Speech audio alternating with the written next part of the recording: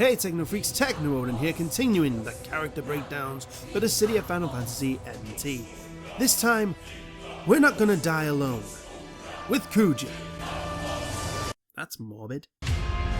This shall be my greatest performance. An assassin, Kuja is the late game disruptor, utilizing his high mobility and unique EX skill to gain the advantage. BP attacks are as followed. His neutral ground Astral Onslaught is a 3-input attack that has Kuja multiply his orbs, jab twice before bringing them all in with one final strike for the wall rush. This thing is extremely close range and is almost on the do not use side due to its annoying habit of whiffing the final blow if you are at the full extent of your range.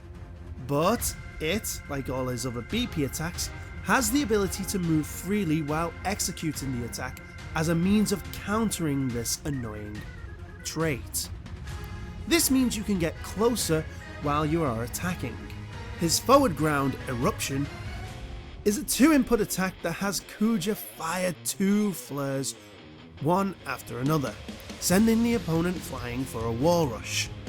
Range is similar to that of Zidane's Booster 8, however unlike Booster 8 you are not putting yourself in a too dangerous position if you whiff, which makes this move one of his best BP attacks and his go-to attack option on the ground.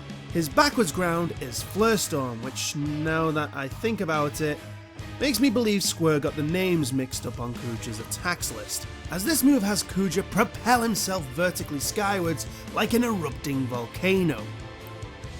Good work, Square.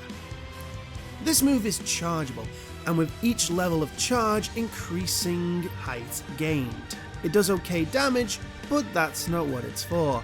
I think the general idea for this move was, at the time, to be a get off me tool. But the impact range is so short that you have to be hugging the opponent initially to get any damage. So as of now, it's just a very high jump. And in most cases, your opening move, as Kuja is known for his aerial prowess, not his ground game. His neutral air, Infernal Whip, is a 3-input attack that has Kuja shoot out 3 mini flares in similar fashion to Kuja's forward ground, sending the opponent flying for a wall rush. This move is your main attack in 1v1 situations due to its fast startup and decent range. What's more, it is able to partially continue the combo on whiff, meaning you can throw 2 flares out instead of 1. His forwarder, Sublime Ascension, is a 2-input attack that has Kuja hurl his orbs diagonally upwards, drawing the opponent into Kuja, then smashing him away for a wall rush. Think Cloud of Darkness's forward ground, but diagonal. This is great for picking at people looking for a dive bomb, as you can just pluck them out the sky like the canaries they are.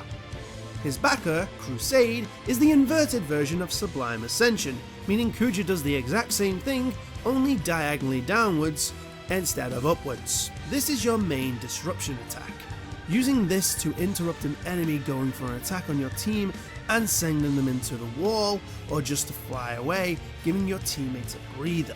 Now these 2 attacks are probably your deal breakers, as they take a long time to get hang of both the range and the angle, as in my opinion the angles are kind of the dampener. They're sort of that little bit off any other diagonal attack, and that can throw you off. I would say Crusade is sort of in the middle of Mio Twister and Saints Falls angles, so if you can get that down you are golden. His ground dash is Angelic Advance, where Kuja uses holy magic to perform Psycho Crusher, causing a good deal of damage, before sending them flying for the wall rush. It can be used to get through marksman attacks, and it's best for catching dashes. His air dash, Igneous Zeal, is exactly the same as Angelic Advance, but has a different name and colour scheme, which is why I had to separate it. Don't you hate when they do that? For HP attacks we start with Flare Star, one of his PSP greats, now a shadow of its former self. Essentially, This is a 2-hit HP attack that locks the opponent in place with a starry circle before colliding said fleurs, Hellzone Grenade style, to create an explosion. His second HP attack, Seraphic Star, has Kuja send out a small holy orb that explodes. Think Kefka's Ultima BP attack. This move is chargeable and one of his very few ranged attacks. His third HP attack is Force Symphony, and this move is essentially Flare Star, but faster. It has the 2-hit HP attack properties of Flare Star, but a faster startup and less hang time. His fourth HP attack is none other than Ultima. Finally, we get an actual iconic attack, it's awful.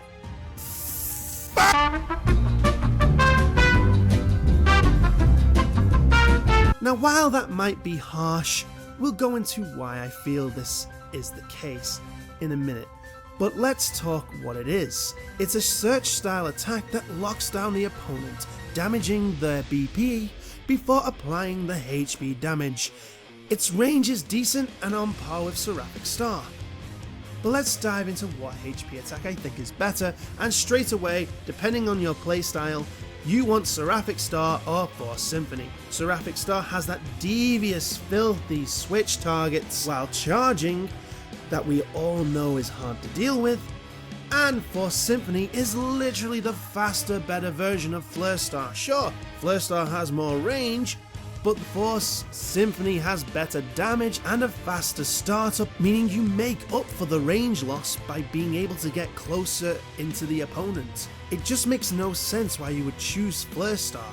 Or maybe it makes no sense why they would add 2 of the same style move for one character.